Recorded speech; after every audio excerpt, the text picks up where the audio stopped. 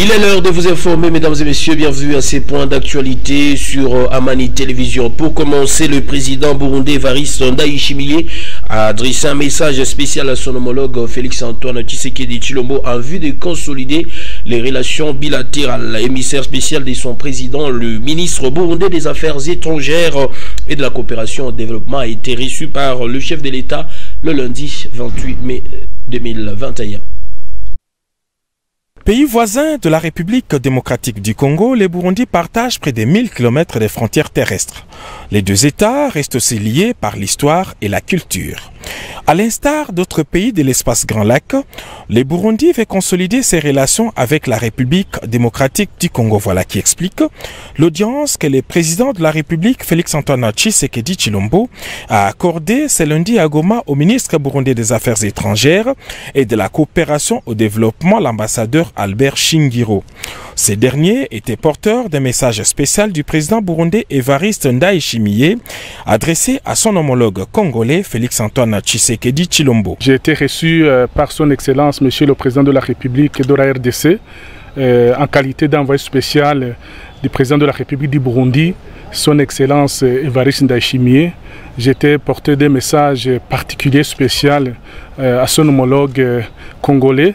Message de paix, message d'amour, un message qui vise à promouvoir les relations d'amitié et de coopération entre nos deux pays, un message qui vise à cimenter davantage, comme vous le savez, le Burundi et la RDC entretiennent des relations bilatérales très nourries, en bonne santé, mais comme vous le savez, en termes de relations bilatérales entre les États, il y a toujours une place à l'amélioration, il y a toujours une fenêtre à l'amélioration. Nous avons donc amené ce message dans ce sens-là pour cimenter davantage, un peu comme un champ de fleurs qui nécessite d'être arrosé, d'être sarclé à tout moment pour que le champ de fleurs puisse rester en situation de bonne santé. Donc nous aussi, nous essayons maintenant d'arroser, de sarcler nos relations pour les renforcer davantage dans l'intérêt de nos peuples respectifs. Cette audience est un prélude d'une rencontre au sommet entre les deux chefs d'État. La date et les lieux seront fixés par voie consulaire. Revenons au Lualaba où il y a eu clôture ce mardi 29 juin 2021 de la session ordinaire des mars par les élus provinciaux du Lualaba. La traditionnelle cérémonie marquant la fin de la session axée essentiellement sur le contrôle parlementaire a connu, voulais dire, la présence de plusieurs personnalités de la province, dont celle de la très distinguée vice-gouverneur et gouverneur intérimaire, son Excellence Fifi Masuka Saini. Dans son speech, le président de l'organe délibérant du Lualaba a salué la participation de ses pairs dans les différents travaux. Essentiellement liée au contrôle parlementaire, la session ordinaire de mars 2021 a été clôturée ce mardi 29 juin par les députés provinciaux du Lualaba, en présence des sénateurs, du gouverneur intérimaire, des membres de l'exécutif provincial ainsi que quelques autorités politiques, administratives et judiciaires. Lors de son speech, le président de l'organe délibérant, l'honorable Louis Kamweni Tumbu, a rappelé les faits marquants la dite session, parmi lesquels l'adoption d'un édit portant protection des terres agricoles. L'adoption de cet édit s'inscrit dans le cadre des mesures que notre gouvernement doit prendre chaque fois qu'il y a des besoins pour renforcer la sécurité alimentaire et assurer la disponibilité et l'accessibilité à des terres agricoles à la population. Au chapitre de la santé, l'honorable Louis Kamonitumbu a salué l'engagement du chef de l'État, Félix Tshisekedi, dans la lutte contre le Covid-19. Ainsi, sur le plan de la santé, l'état des lieux de la situation de la Covid-19 et sa lutte restent toujours préoccupants. Nous saluons l'engagement pris au plus haut niveau par le chef de l'État dans la lutte contre la Covid-19 et appelons tout un chacun à continuer aujourd'hui plus que jamais à faire sienne les mesures barrières et à se faire vacciner volontairement, évidemment pour ceux qui le veulent. Louis Kamonitumbu a également mentionné la franche collaboration qui a caractérisé la première institution et l'exécutif provincial. Dans la foulée, il a remercié ses collègues pour le travail abattu avant de les inviter à descendre dans leurs bases respectives pendant les vacances parlementaires. Peu avant la vice-gouverneur et gouverneur intérimaire du Lualaba, son excellence Fifi Masuka Saini a déposé ce même mardi 29 juin 2021 le budget rectificatif du Lualaba pour l'exercice 2021. Ce budget connaît les ajouts en termes des recettes et dépenses. Le président de l'Assemblée provinciale du Lualaba, l'honorable Louis Kamonitumbu, a salué cette démarche qui s'inscrit dans le cadre de la continuité de la gestion de la chose publique. C'est en présence de quelques députés provinciaux et des experts du ministère provincial du budget que le président de l'Assemblée provinciale du Lualaba, l'honorable Louis Kamonitumbu Mataïla, a réceptionné le budget rectificatif du Lualaba pour l'exercice en cours. Il a inscrit cette démarche dans un cadre de la continuité de la gestion publique tout en relevant son importance. Nous sommes là pour légiférer. Et le budget est là. Pour que ce budget passe par un édit. L'édit est une loi provinciale. Je l'ai dit, je ne sais pas si c'était hier, que nous sommes ici pour la population du Lualaba. Nous avons deux institutions politiques, l'Assemblée provinciale et le gouvernement provincial. Ce gouvernement provincial n'est pas mort, il est là, il existe. En dépit du fait que son animateur principal soit absent de sa province pendant un peu longtemps. Ce budget prévisionnel, estimé à la hauteur de 20 à 30% du budget initial, marque l'ajout en termes de recettes, a indiqué Fifi Masuka Saini, vice-gouverneur et gouverneur intérimaire du Lualaba qui a déposé ses budgets. Les patrons de budget, donc après le budget, ça sera l'édit que nous allons exécuter pour terminer cette année, cet exercice 2021. Ce sont des prévisions, donc à ces prévisions-là, nous les mettons en termes de pourcentage. L'oration, c'est quoi? Ce sont des recettes additives qu'il y a. C'est ce que l'équipe, la commission a travaillé sous la direction du ministre du budget et nous avons sorti un budget rectificatif en recettes comme en dépenses. Signalons que ce budget sera opérationnel une fois l'Assemblée provinciale vote un édit irrélatif. Et puis c'est tard dans la soirée du lundi 28 juin 2021 qu'une délégation de l'entreprise Sicomine conduite par son directeur général a remis un chèque de 50 000 $, mais aussi d'autres choses en nature. C'est là pour voler au secours de la population du Goma victime de l'éruption volcanique de Nyiragongo. Ayant souscrit pour 50 000 $ américains lors de la cérémonie des collectes de fonds pour les sinistrés des Goma suite à l'éruption volcanique de Nyiragongo et en soutien aux forces armées de la République démocratique du Congo FARDC, la sino-congolaise des mines Sicomine est passée à la concrétisation de sa promesse. Promesse faite au cours de la soirée des collectes de fonds organisée à Kolwezi par le gouverneur intérimaire Fifi Masuka Saini. Les responsables des Sicomine ont remis auprès de l'autorité provinciale un chèque de 50 000 $ américains et autres biens. Il s'agit notamment des couvertures et des pagnes.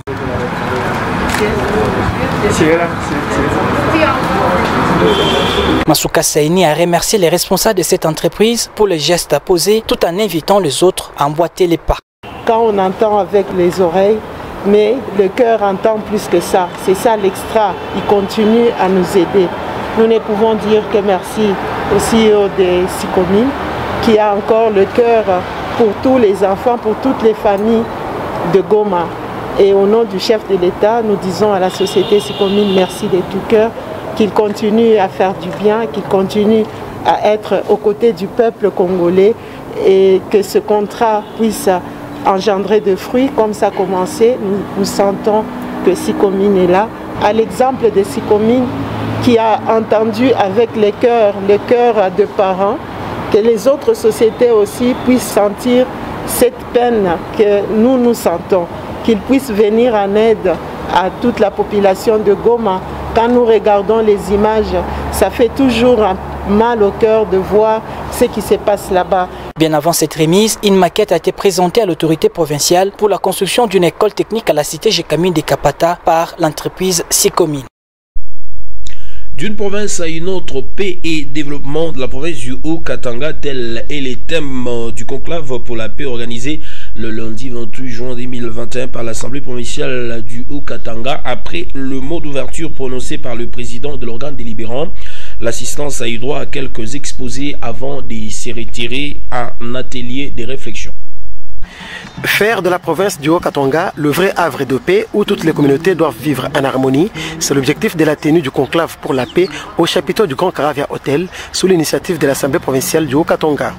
D'entrée des jeux, le chef de l'exécutif provincial Jacques Kabula Katwe a démontré que le Haut-Katanga est une province cosmopolite.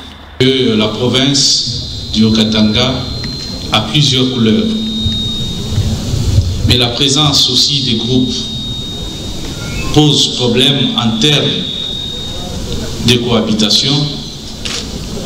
Et aujourd'hui, la réflexion, c'est de dégager des résolutions qui vont devoir permettre à ce que les communautés vivent ensemble. La mission qui nous a été confiée par le commandant suprême, le chef de l'État, Félix Antoine Tshisekedi, c'est une mission d'assurer la paix, la stabilité ainsi que le développement des communautés. Le mot d'ouverture de ces assises sur la paix a été prononcé par l'honorable Antoine Gabriel Kyungwa-Koumanza, président de l'organe délibérant. Il n'est un secret pour personne que des ennemis de la République ne désarment point. Ils remuent ciel et terre pour parvenir à la déstabilisation du pays, avec en toile de fond le souci de trouver un prétexte pour reprendre les privilèges perdus. Et la souffrance n'a ni couleur, ni tribu, ni race, encore moins, elle ne touche pas seulement les personnes de tel ou de tel sexe. Plusieurs orateurs se sont succédés du haut de la tribune, à l'instar du recteur de l'université de Lubumbashi Gilbert Kishiba, du président de la fondation katangaise Raphaël Mututa, pour ne citer que ceux-ci. Tous ont démontré le bien fondé de la paix et du vivre ensemble. Le jeu des questions et réponses s'en est suivi et les orateurs ont éclairé les zones d'ombre de l'assistance. Pour dégager les résolutions de ce conclave, les participants se sont regroupés en atelier pour réfléchir sur la paix. Revenons à Kolwezi pour vous dire que le responsable des écoles publiques et privées agréées de la province du Lualaba était face au secrétaire général intérimaire de l'EPST, Christine Nepanepa. Objectif, faire respecter les mesures du chef de l'État. En mission officielle au Lualaba, les secrétaires générales au ministère de l'enseignement secondaire et technique, Madame Christine Nepanepa, était face au directeur des écoles publiques et privées agréées le lundi 28 juin 2021. C'est le ministre provincial de l'éducation, Jules Kabouit, qui l'a présenté aux responsables des écoles du Lualaba. Si importante comme celle que nous sommes en train d'accueillir aujourd'hui dans notre province. Ici, je parle de Madame le secrétaire général de l'EPST qui est arrivée aujourd'hui chez nous. Prenant la parole, Madame le secrétaire intérimaire au ministère de l'EPST a donné le motif de sa mission. Cette fois-ci, je suis venu plus précisément pour une mission de supervision de la mission de géolocalisation et une mission qui me permet de vous retrouver dans cette salle pour échanger avec vous sur la vision de son Excellence, Monsieur le Ministre. Il m'a été demandé de vous rappeler la vision de rupture avec les antivalaires, comme venait de dire le prophète. Nous tous, nous sommes sans ignorer que le ministère de l'enseignement primaire, secondaire et technique est sujet de beaucoup de critiques à cause des différents bévis, à cause des différents antivalaires que le système a développés. L'actuel ministre du niveau national, il a demandé à tout acteur du système de mettre un point final aux antivalaires. Telle est la vision du professeur Tony Mwabakazadi. Il ne veut plus dans le sous-secteur qu'il y ait cette image qui a terni la valeur du secteur de l'éducation. Prévient à toute personne qui ne veut pas respecter ces mesures qu'il y a des sanctions qui vont découler à son égard. Les mesures, les rappels vous préviennent pour ne pas être sanctionnés. Signalons que des mesures ont été prises pour faire respecter la décision du chef de l'État, c'est lié à la gratuité de l'enseignement. Bientôt sera lancée dans la ville de Kolwezi la campagne d'opération obstétricale. C'était l'objectif d'une audience qu'a accordée le ministre de la Santé, Jules Kabouit, avec une délégation de Fonds des Nations Unies pour la population le lundi 28 juin 2021. La mission que nous avons dans la province cadre avec le mandat de l'UNFPA où nous mettons accent sur trois choses. Éliminer les décès maternels évitables, éliminer les besoins non satisfaits en planification familiale et éliminer les violences basées sur le genre avec emphase sur certaines pratiques néfastes comme les mariages précoces. Je suis donc venu pour rencontrer le ministre et puis présenter les civilités parce que dans 3 ou 4 jours, si je ne me trompe, on sera dans la province. Nous allons, ça va me donner une opportunité pour rencontrer les collaborateurs du ministre comme la DPS, le PNSR. On fera aussi des visites à l'hôpital. On va se rencontrer avec l'association des sages-femmes. On va également aller voir un peu comment se passe la formation des sages-femmes dans les institutions qu'on appelle les ISTEM. Tout ça parce que, comme je disais, ce sont des éléments qui contribuent donc à l'amélioration de la santé maternelle et nous allons profiter pour lancer une campagne de réparation des fistules obstétricales dans la province avec cette particularité que l'argent qu'on va utiliser pour cette campagne vient de la province. Et dans le reste de l'actualité, les cris de détresse de la population habitant le long de la route Kazembe prolongée ont été entendus par le gouverneur intérimaire son excellence Fifi Masuka Seni. Cet axe est sur le point de recevoir la première couche d'asphalte. La route Kazembe, autrefois dégradée et présentant un état piteux en saison sèche et pluvieuse, est de plus en plus revêtue d'une nouvelle robe. Les cris d'alarme de la population de ce coin étaient tombés dans les oreilles de l'autorité provinciale qui était descendue pour s'enquérir de la situation. Si ba gérer tout la vie bromo donc tout ni mupori mama donc tout la shinda tana na kwangara ta tele kwangara temi tuna pitata mu mugini utasikia pala sima bali kubaba bamba muntu pale me atujua hata donc ma information tunajua ndio tunatoka kama et capir sur la tête sa maman donc on a tembé quelque part pas maisha kuyala mimi kwa sema utangara mabuchafu kuma na sema barabara tu mtengenezie kwa mama kama ukafika wakati kona gharama na tiaba ila tungana kukumbukia tunatesa kuomba mama mzazi wetu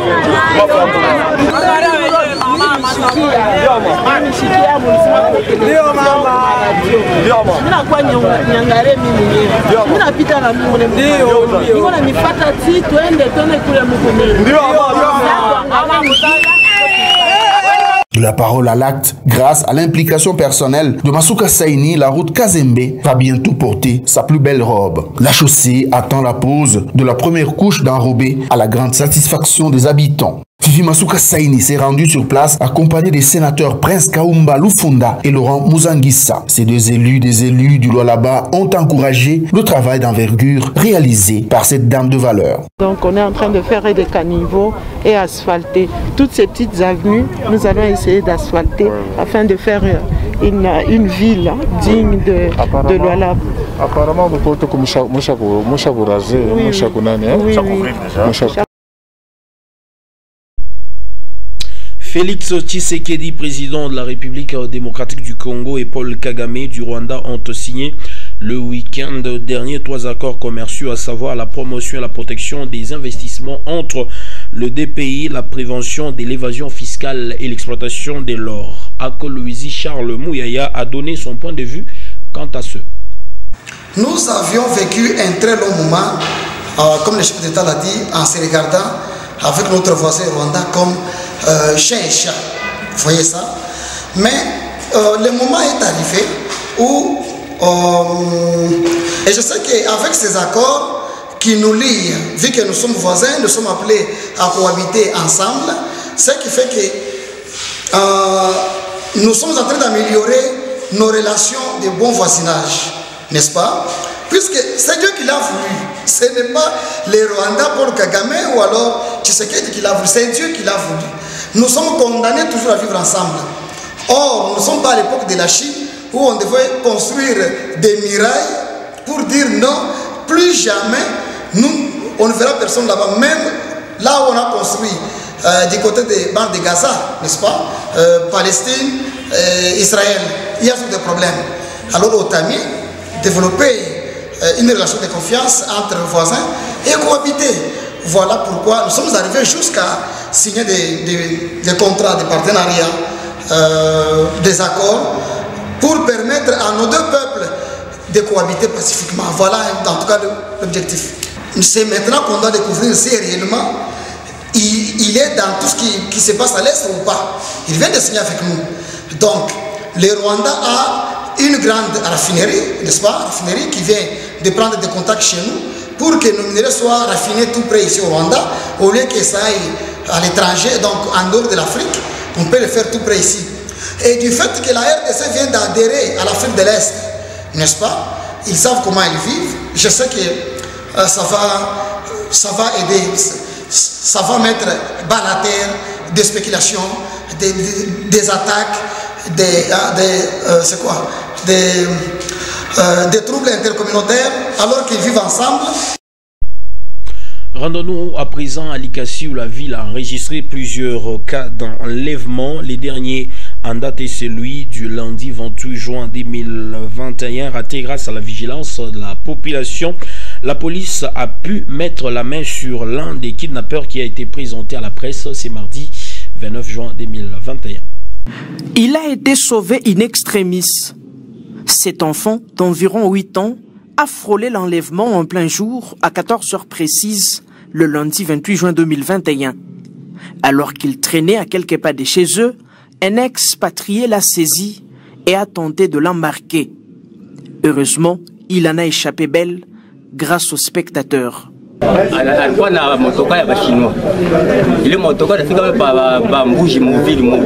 Inafanya manevre, inamwacha na shuka, yeye anaanza kuavancer kumbe. Shile fashi hakuna mtu anamfamia.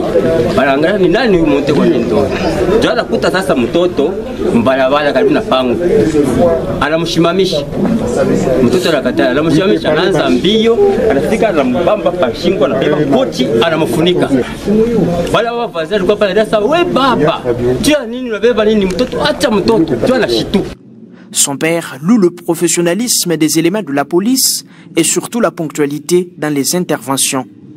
Face à la résurgence de ce phénomène malencontreux, le commissaire supérieur de la police ville de Likasi, le colonel Lidi Maloubanchimba, appelle les parents à la surveillance des enfants à tout bout de champ. Tunalomba ba mama balamuke kule kumakano na kote mulamuke kuangalia mnamtoke kuna junguluka unaangalishisha kule kumandani kote pembeni mwanzo kuangalisha bantu ba mingi njobo onda kusha batoto angara mtoto neni rescapé mtoto huyo nakoni ka rescapé saka kengine kanamuke. La police nationale congolaise, ville de Likasi, reste sur le terrain pour dénicher toute la bande de ce malfrat, a-t-elle conclu. L'accusé est déféré devant la justice pour répondre de ses actes. En dehors de nos frontières, la Cour constitutionnelle sud-africaine a condamné ce mardi 29 juin 2021 l'ancien président Jacob Zuma à 15 mois de prison pour outrage à la justice suite à son refus de comparaître devant une commission anticorruption. 15 mois de prison pour Jacob Zuma. Ce mardi, la Cour constitutionnelle d'Afrique du Sud a condamné l'ancien président pour outrage à la justice après son refus de comparaître devant une commission anticorruption. Ce verdict rendu par la plus haute juridiction du pays intime à Jacob Zuma de se rendre sous 5 jours. Que M. Zuma ait tenté de se justifier par des déclarations publiques n'est pas pertinente. Ces déclarations n'ont pas été formellement enregistrées et doivent donc être ignorées. La Cour constitutionnelle n'a d'autre choix que de conclure que M. Zuma est coupable du crime d'outrage à la justice. Depuis la création de la commission anticorruption en 2018, Jacob Zuma a été mis en cause par une quarantaine de témoignages. Après son énième absence à une convocation en février dernier, la commission avait réclamé une peine de 2 ans contre l'ex-président. Voilà qui referme ces téléjournaux. Merci à tous de l'avoir suivi. Prenez soin de vous et travaillons à la beauté des choses. Au revoir.